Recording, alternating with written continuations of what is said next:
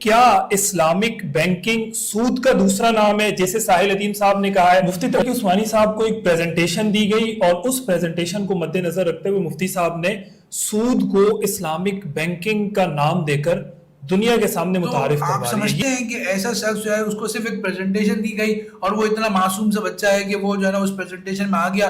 اصل میں یہ انفلوئنسر جو ہے نا اپنے جیسا ہی لوگوں کو سمجھتے ہیں۔ وہ مجھے یہ تحریر دے چکے ہیں کہ یہ اسلامی بینکاری دراصل غیر اسلامی ہے۔ یہ بڑے علماء کرام جو مختلف بینکس کے یا مالیاتی اداروں کے شریعہ بورڈ ممبرز ہیں، ان کی سرٹیفکیٹس موجود ہیں ان کی بینکنگ ویب سائٹس کے اوپر، اور انہیں ان کی بینکنگ پروڈکٹس کے اوپر فتوے دیے۔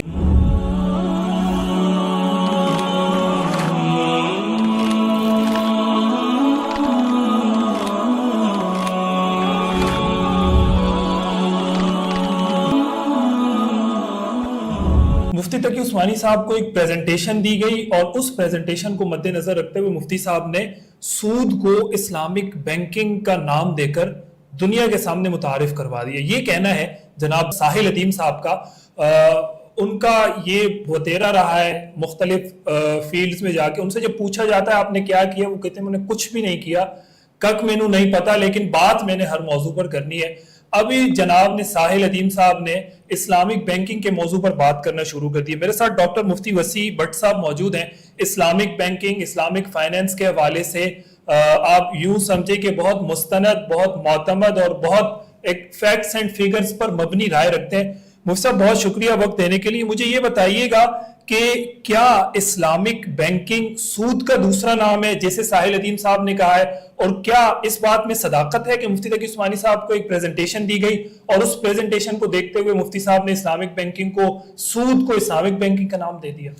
عامر بھائی، کیا ہم یہ سمجھتے ہیں کہ مفتی تقی عثمانی صاحب اتنی سطحی علم رکھتے ہیں؟ جو شخص کی 60-70 سال کی زندگی معیشت کو پڑھتے ہوئے پڑھاتے ہوئے گزر چکی ہو، اور دنیا بھر کے عرب علماء ہوں یا جو ہے نا عجم کے جو ہے نا وہ شیوخ ہوں، وہ ان کو سر پہ بٹھاتے ہیں اور ان کو بڑے بڑے فورمز میں، آئی او فی کے اسٹینڈرڈز کا ادارہ ہو یا I S D B Malaysia کا ادارہ ہو، آئی ایف ایس بی ہو، یہ سب ادارے جو ہیں ان کے بورڈز پہ ہیں، اور بڑے بڑے بینک، سٹی بینک ہو، فیصل بینک ہو، اب میزان بینک ہو، ان کے بڑے بڑے بینکرز ان کو بینکنگ معاملات کا ایکسپرٹ سمجھتے ہیں۔ تو لاکھوں ان کے شاگرد دنیا میں موجود ہیں جو مختلف بینکس میں اور مختلف مالیاتی اداروں میں کام کر رہے ہیں۔ تو آپ سمجھتے ہیں کہ ایسا شخص جو ہے اس کو صرف ایک پریزنٹیشن دی گئی اور وہ اتنا معصوم سا بچہ ہے کہ وہ جو ہے نا اس پریزنٹیشن میں آ گیا؟ اصل میں یہ انفلوئنسر جو ہے نا اپنے جیسا ہی لوگوں کو سمجھتے ہیں کہ ان کو جیسا بتا دیا جائے۔ اچھا، یہ سمجھتے ہیں کہ جیسے ان کو ہاٹ آئٹم سے اور کرنٹ افیئرز پہ فوراً بات کرنی ہوتی نا، تو یہ مفتیان کرام میں بس فوراً بات کرتے ہیں۔ ان کی سالوں کی ریسرچ ہوتی ہے، پبلش ریسرچ ہے ان کی، اور اس ریسرچ کے اوپر اسٹینڈرڈز بن چکے ہیں، اور ان کی اسٹیٹ بینک اور دیگر ریگولیٹرز نے ان کو اڈاپٹ کیا ہے، اور اس کے بعد جا کے اسلامک بینکنگ، یہ پہلا جو ہے 1960 سے پہلا اسلامک بینک بنا۔ آج ہم 2025 میں ہیں، یہ 60-70 سال کی محنت ہے لاکھوں لوگوں کی، اور ہم اس کو کہتے ہیں کہ ایک پریزنٹیشن دی گئی، تو یہ بہت ہی بیوقوفانہ بات ہے۔ اچھا مفتی صاحب یہ بتائیے گا، پاکستان کے ایک بڑے معروف بینکر ہیں ڈاکٹر شاہد حسن صدیقی ان کا نام ہے، انہوں نے ایک ٹی وی چینل کے پروگرام میں یہ بات کی ہے، میں ایز اٹ از ان کی بات اٹھا کر کوٹ کر دیتا ہوں۔ وہ فرما رہے ہیں کہ پاکستان کے تمام جید علماء کرام نے جو اس نظام کی پشت پر کھڑے ہیں، وہ مجھے یہ تحریر دے چکے ہیں کہ یہ اسلامی بینکاری دراصل غیر اسلامی ہے۔ میں آپ سے یہ مفتی صاحب پوچھنا چاہ رہا ہوں کہ ڈاکٹر شاہد حسن صدیقی کی اس بات میں آپ کو کتنا وزن لگ رہا ہے؟ انہوں نے ڈیٹیل بھی بتائی ہے، اپنی ایکسپرٹیز بھی بتائی ہے، اپنے تجربات بھی بتائے۔ ہم نے جب ان کے بارے میں معلومات لینے کی کوشش کی، ہمیں یہ بھی پتا چلا کہ وہ پاکستان کے ایک معروف بینکر ہیں، لیکن کیا ان کی اس بات میں کوئی وزن ہے؟ کیا واقعی پاکستانی ان علماء نے جو معاملات میں اسلامک بینکنگ میں دسترس رکھتے ہیں، انہوں نے ان کو تحریر دے دی ہے کہ یہ غیر اسلامی ہے سارا سسٹم؟ اچھا دیکھیے، ڈاکٹر شاہد صاحب کی بینکنگ نالج پہ ہم کوئی بات نہیں کر رہے، لیکن یہ جو تحریر پہ بات ہے نا، یہ بہت بڑا دعویٰ ہے، تو وہ تحریر سامنے آنی چاہیے، میڈیا کے سامنے پیش ہونی چاہیے، کوئی پریس کانفرنس کریں، اس میں وہ پیپر کو اور تحریر کو سامنے لائیں۔ یہ بات تو ہر کوئی کر سکتا ہے، لیکن دیکھیں یہ بات بہت ہی ان لاجیکل اس سینس میں ہے کہ یہ بڑے علماء کرام جو مختلف بینکس کے یا مالیاتی اداروں کے شریعہ بورڈ ممبرز ہیں، ان کی سرٹیفکیٹس موجود ہیں ان کی بینکنگ ویب سائٹس کے اوپر، اور انہیں ان کی بینکنگ پروڈکٹس کے اوپر فتوے دیے ہوئے ہیں۔ خود مفتی تقی عثمانی صاحب دامت برکاتہم اور دیگر مفتیان کے سائن کے ساتھ سرٹیفکیٹس موجود ہیں ان پروڈکٹس کے اوپر. تو کیا وہ سارے سرٹیفکیٹ جعلی ہیں اور ان کے پاس صرف تحریر موجود ہے؟ دیکھیے میں یہ سمجھتا ہوں کہ اگر ہم بہت اچھا گمان بھی رکھیں تو ان کے بعد جو تحریر ہوگی نا وہ صرف یہ ہوگی کہ آئیڈیل نظام کے بارے میں بات ہو رہی ہوگی کہ اسلامی معیشت کا آئیڈیل نظام کیا ہوگا, خلفائے راشدین کا نظام کیا تھا. تو اس کو اگر کمپیئر کریں تو آج کا بینکنگ نظام یقیناً اس لیول پہ نہیں پہنچا ہے. تو اس میں یہ حضرات اپنے عدم اطمینان کا اظہار کرتے رہتے ہیں اور ہمیشہ ہر چیز میں روم فار امپروومنٹ ہوتا ہے. تو اس کو اس بات کا بہانہ بنانا کہ یہ سارا نظام ہی اکثر غلط ہے اور سودی ہے اور ہم جو ہے سود کا دوسرا نام اسلامک بینکنگ ہے, میں سمجھتا ہوں کہ یہ جو ہے نا وہ تحقیق کے معیار سے ہٹ کر بات ہے.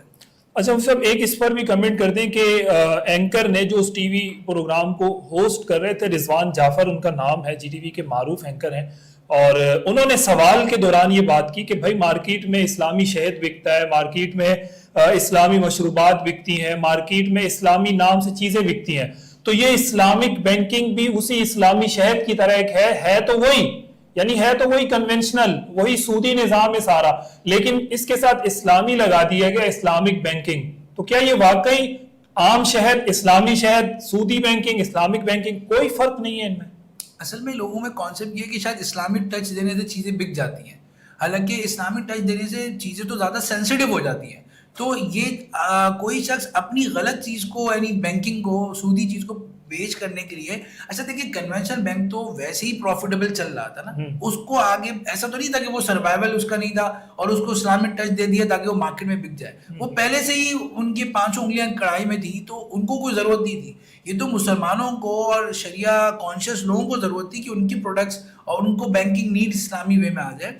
تو ایسا نہیں ہے. دیکھیں ہمارا چونکہ اصل میں ہم اتنی دفعہ ڈسے ہوئے قوم ہے کہ ہم سمجھتے ہیں کہ لوگ مضاربہ کے نام پر اور دیگر اسلامک ٹچ دے کے ہمیں اتنی دفعہ لوٹ چکے ہیں تو ہمارا ٹرسٹ ڈیفیسٹ ہو گیا ہے, ہم کسی پہ اعتماد کرنا چاہتے ہی نہیں. حالانکہ آپ دیکھیں کہ جو لوگ واقعتاً کام کر رہے ہیں, جس کو دنیا بھر میں لوگ سراہ رہے ہیں, آپ دیکھیں پاکستان میں لوگ جو ہے پاکستان کی ٹیلنٹ کے اوپر ڈاؤٹ کر رہے ہیں, لیکن آپ بڑے بڑے بینکس کے, اسلامی بینکس کے بورڈز دیکھیں, اس میں پاکستانی علماء کرام موجود ہیں, پاکستانی نوجوان موجود ہیں, پاکستانی بینکرز موجود ہیں. ان کو کس نے ٹرین کیا؟ مفتی تقی عثمانی صاحب نے, دیگر بڑے علماء کرام نے ان کو ٹرین کیا ہے. تو دنیا ان کی اسکل سیٹ کو مان رہی ہے. آپ کہیں پہ بھی اسلامک بینک سے بڑے یو اے کے بینک دیکھ لیں, ملیشیا کے بینک دیکھ لیں, ان کے بورڈز میں آپ کو مینجمنٹ کے اندر جو ہے آپ کو پاکستانی بینکرز نظر آئیں گے جو اسلامک بینکنگ میں ایکسپرٹ ہیں. تو یہ ایسا نہیں کہ اس کو اسلامک ٹچ دے دیا, پورا اس کا نظام بدلا ہے. آپ کو میں صرف چھوٹی سی ایگزامپل دیتا ہوں کہ ایک کار فائنینسنگ ہے جو ایک ہر بینک میں ہوتی ہے, اس کے پیچھے اسلامک بینک میں اجارہ ہوتا ہے.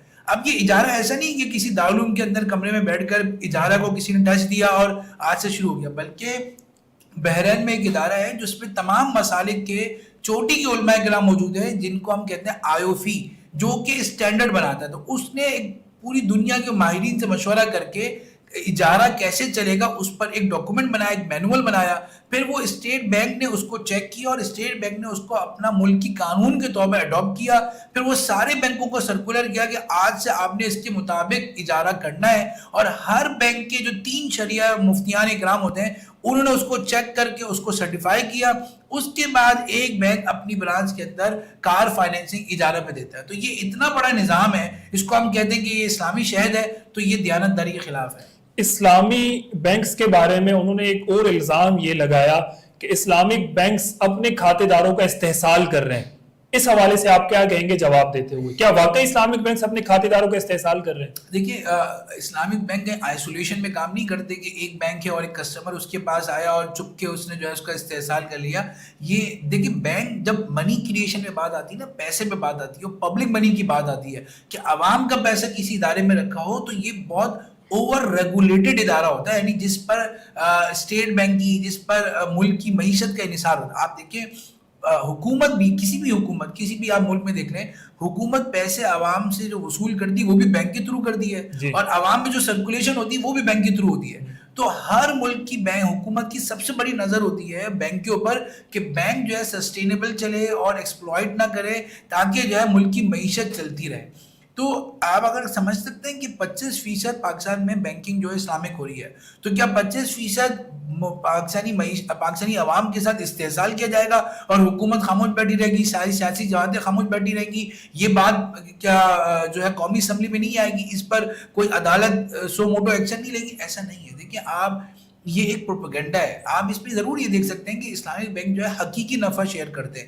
تو اگر ان کو نفع کم ہوتا ہے، آپ سمپل یہ دیکھ لیں، اسلامک بینک یا کوئی بھی بینک ہو، وہ حکومت سے انویسٹمنٹ کا معاملہ کرتا ہے. اب سودی بینک ہوتا ہے تو وہ حکومت سے بانڈز پہ انویسٹمنٹ کر لیتا ہے، لیکن اسلامک بینک بانڈ تو نہیں کر سکتے. تو اسلامک بینک سکوک میں معاملہ کرتے ہیں، اور سکوک کا آپ ہسٹوری اٹھا کے دیکھ لیں تو حکومت پاکستان بھی سکوک پہ ریٹرن جو ہے وہ بانڈ کے مقابلے میں کم دیتی ہے. تو جب اسلامک بینک کی آمدن کم ہوگی تو وہ اپنے کھاتے داروں سے شیئر بھی کم کرے گا. اور دوسرا بڑا مسئلہ یہ ہے کہ اسلامک بینک ہر جگہ انویسٹ نہیں کر سکتا. اب اگر مثال کے طور پر مری بیورو والے آتے ہیں اور وہ کہتے ہیں کہ ہمیں اکاؤنٹ کھولنا ہے اور ہم آپ کو بڑا اچھا، یا ہم نے فائنینسنگ لینی ہے، ہم نے پلانٹ لگانا ہے شراب کا، تو کنونشنل بینک تو اس کو چونکہ لیگل ہے، ان کے پاس لائسنس ہے، تو ان کو جو ہے نا وہ انویسٹمنٹ کر کے بہت اچھی کما لے گا. لیکن اسلامک بینک تو اس شراب کے کاروبار کے اندر وہ انویسٹ نہیں کر سکتے. اسی طرح اسلامک بینکوں کے پاس جو اسپیکٹرم ہوتا ہے، جو پلیٹر ہوتا ہے، اس میں بڑی پابندیاں ہوتی ہیں. تو بہت سے منافع بخش کاروبار سے ان کو ہاتھ دھونا پڑتا ہے، اس لیے کہ وہ غیر شرعی ہوتا ہے.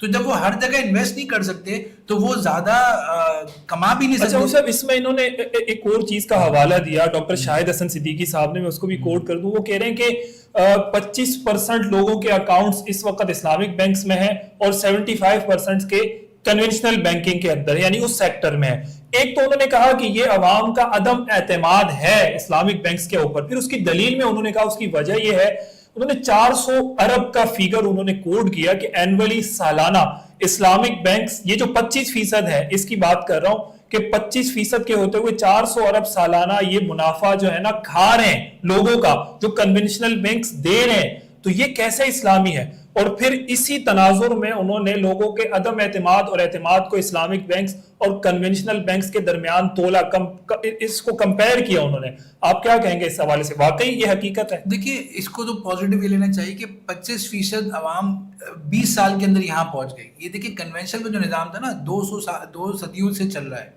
اور اس میں آپ 100% پہ پہنچے تھے. جی. اور جو صدیوں پرانا نظام تھا اس کو اسلامک بینک نے چیلنج بھی کیا، اور صرف 25 سال کسی انڈسٹری کی بہت ہی انفینسی اسٹیج ہوتی ہے، اس کے اندر آپ نے اس پرانے سے قائم شدہ نظام کو ٹکر دی اور آپ نے 25% اس کا کاروبار چھین لیا آپ سے.